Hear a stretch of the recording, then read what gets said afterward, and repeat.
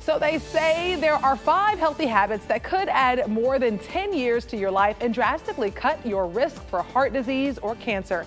I'm sure this is a study you want to know about. Now, this is coming from a study published in the American Heart Association Journal. The 5 habits are eating healthy, exercising regularly, maintaining a healthy body weight, not smoking, and moderate amount of alcohol consumption.